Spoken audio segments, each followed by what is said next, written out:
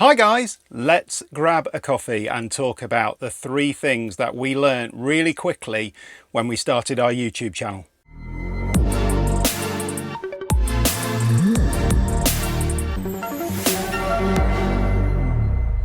So we've been running our YouTube channel now since 2021 and it was a really steep learning curve to start with.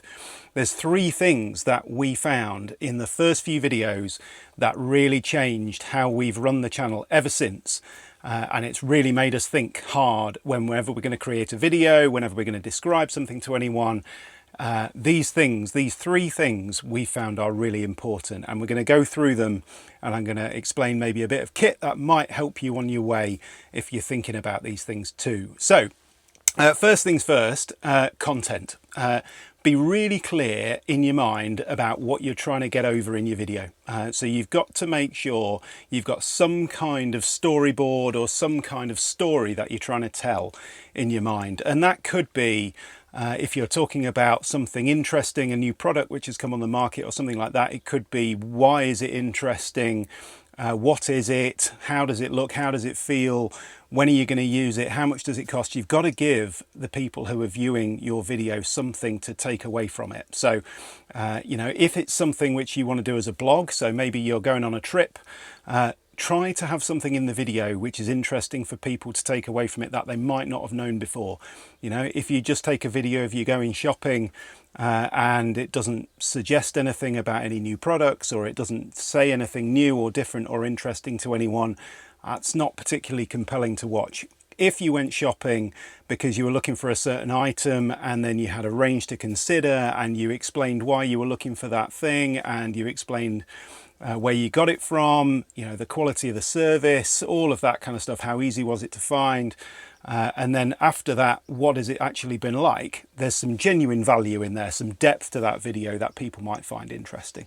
So think about the content before you hit go on the camera, only just because you've got to have that story that you're telling as you go through. So second and third things kind of go hand in hand. So clearly you've got to be able to record your video. Now you can have fancy cameras, you can have, you know, digital SLRs, you can have, you know, lots of different things to be able to record YouTube videos. And we've been through a whole cycle of really expensive kit and then kit which is less expensive. When we first started, we used one of these. So we used an iPhone to start our YouTube channel. It was an iPhone XS, so it just shows you just how long ago that was. But actually, the iPhone these days has got really good cameras and actually is a really good starter for anyone who's thinking about a YouTube channel. You don't need fancy cameras. However, there's 2 things that the iPhone is not so great at if you're looking to have a really great start into a YouTube channel, and that is the stability of the image when you're taking your video. So obviously you're going to be holding it like this, unless you're doing a short where obviously you'll be doing it vertically, but typically you hold it horizontally, and if you hold it one-handed, clearly that's can be very wayward. If you hold it with 2 hands, that's okay. It's still quite difficult when you're doing nice kind of panning shots or you're trying to zoom in at things. It can be quite tricky to get that nice and stable just with an iPhone. Image stability in them has got better over the years, but if you've used an action camera or something like that, you'll know how amazing they are. You can literally run with those and the image looks fine. Try running with an iPhone, it will be all over the place. So image stability is one thing. The second is sound. Now, sound is so critical. Lots of research done about YouTube videos and, you know, what turns people off. So if you start watching a YouTube video, what will make you click away and watch a different one? It's poor quality sound. So you've got to have decent sound. And if you've got an iPhone, the microphone's built in at the bottom here. If you're trying to video someone who is a meter away, you know, 2 meters away, or there's a couple of you, actually that gets really tricky, especially when you might have background noise, you might have an engine running, it could be somebody talking in the background, could be music. Gets really difficult, and let alone wind noise, which is a real curse for any video because it just completely obliterates what you're trying to say or capture. So how do you fix some of this stuff? Well, DJI, who we're a great fan of, we use loads of DJI kit on the channel. DJI, for many, many years, have had something called the Osmo Mobile range. Now, the Osmo Mobile is this weird-looking contraption that I've got on the side here. The Osmo Mobile is effectively a gimbal for your iPhone. And if you don't know what a gimbal is, it's effectively a motorized three-way handle which you put your iPhone into and then it effectively stabilizes it for you. If I just show you what this gimbal is, so it looks like a very strange contraption. I'll just fold it up and then we'll start from the beginning in terms of what it actually does. So that there is what it looks like when it's folded up. So if you've got a coat pocket or something like that, quite straightforward to put in. This is the Osmo Mobile 8P, so it's got various features which are quite handy. Things like it's got a removable screen which connects to your phone, so if you want to see what you're about to record, you can see it on this little screen here, which is really handy. You can also use this as a joystick, so it's got a little joystick on it there, which means that you can move all of this around when you've got it stood up. But the easiest way for me to show you what this really does is for me to put my phone into it. So what you've got first of all is you've got a magnetic mount for your iPhone. So let me just pop this down for a second. I'll put my iPhone into this clamp and on the top here it tells you which way you need to have your cameras facing. So you place it in just like you'd put it in a holder in your car, just like that. It's all sat there, and then all you do is you put it onto this stand. There's a little notch so you get it in the right place. It just clicks on with a magnet like that, and then you can start this gimbal up. So you hold it with the handle, turn that to unlock it, open this up, and then you can see that it's just moved. Now on the screen I'm able to rotate the iPhone so it's facing me. I can change it so that it's in horizontal. And if I just rotate it again, can you see how it's doing all of that itself? And now if you look, when I move this, it's much smoother. So I can hold this handle, I can move this around, and it doesn't really affect the camera too much.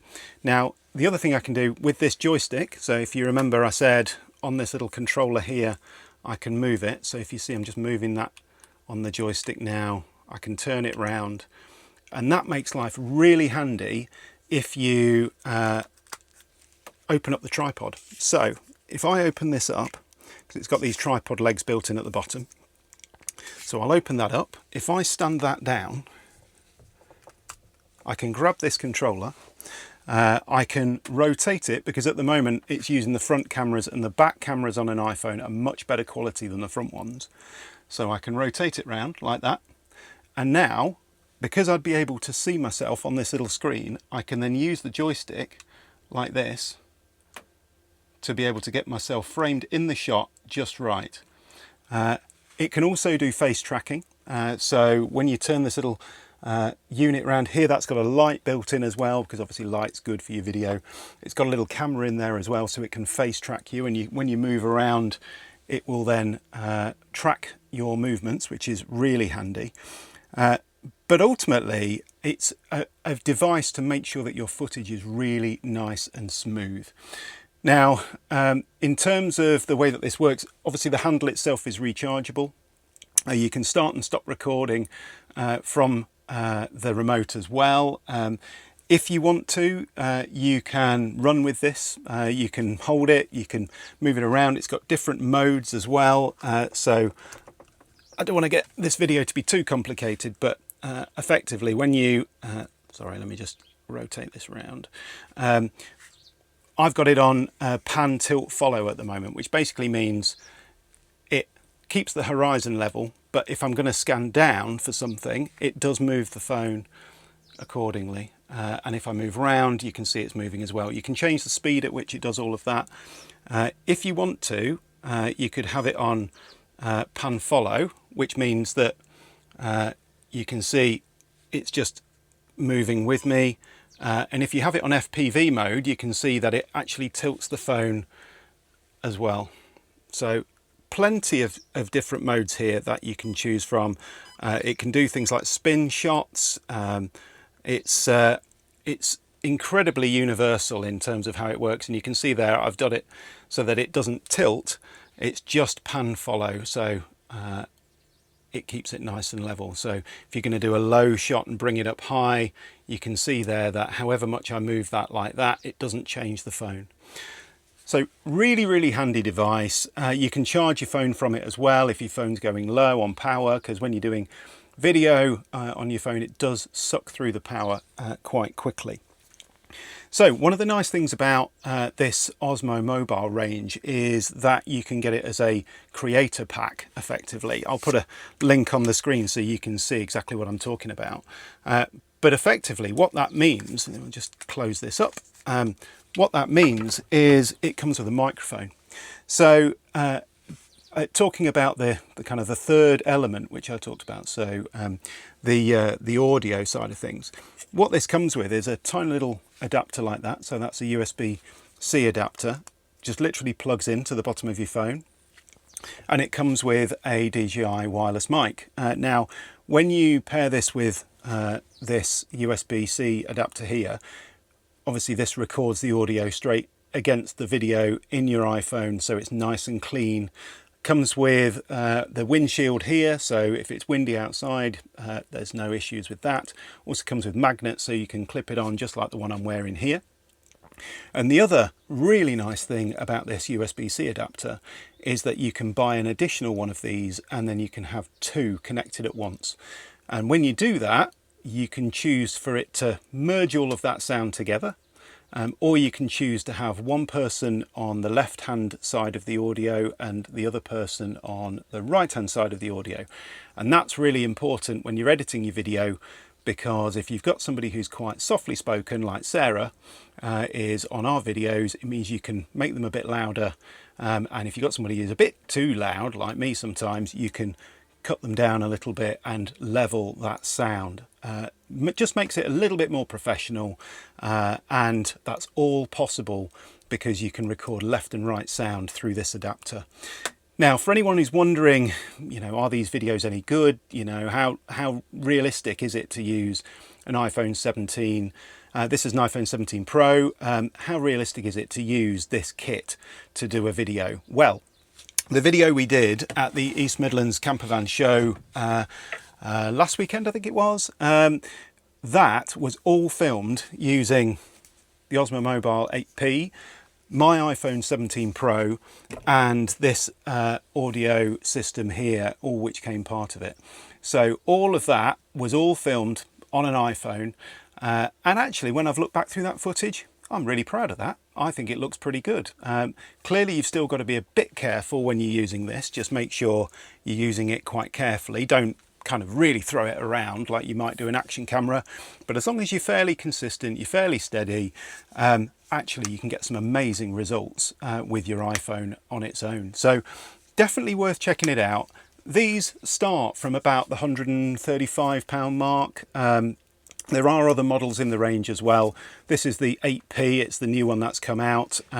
We like to have something like this in our armoury of all the kit that we use for the channel, because with its built-in tripod, the remote control and all that kind of stuff, it's really handy if we're trying to get shots of, you know, if I'm reviewing something for the, you know, coffee related, or there's something I'm trying to do a close-up of or something like that. To have this to be able to mount our phones just to be able to take a quick shot is really handy. So we do like to have one of these around. Check it out. It might just be that thing which just helps you take your initial few videos when you're starting out on YouTube just to that next level right from the off. You've probably got a phone anyway. Being able to use it in a really steady fashion with really good sound, it's just a real game changer. So definitely check out the DJI range of products generally, but we're massive fans of the Osmo Mobile 8P. We also use a load of their other kit on the channel as well. Obviously you see us wearing the DJI mics, using a DJI Pocket 3 camera at the minute. Really looking forward to seeing what the 4P is like of that, because that's got 2 lenses on. So really interested to see what that's like when that finally gets released. Lots of teaser videos out there for that at the moment as well. That sounds like there's somebody at my front door. I better go and see who that is. Thanks very much for watching. Hopefully this video has been helpful for you. I'm going to finish my coffee. See you soon.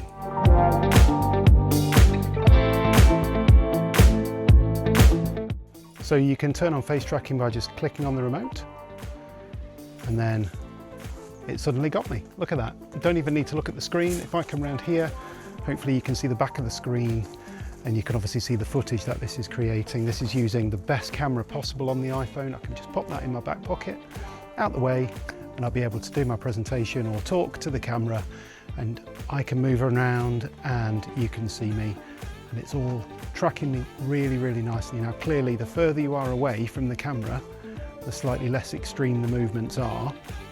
If I come quite close, obviously that starts to become quite a bit more significant. So think about what's in your background. If you can step a bit further away, that's sometimes a bit better, just in terms of general camera movement. Once I'm done, all I need to do, grab this. So you might want to do some nice steady panning shots. You can certainly do that with this gimbal.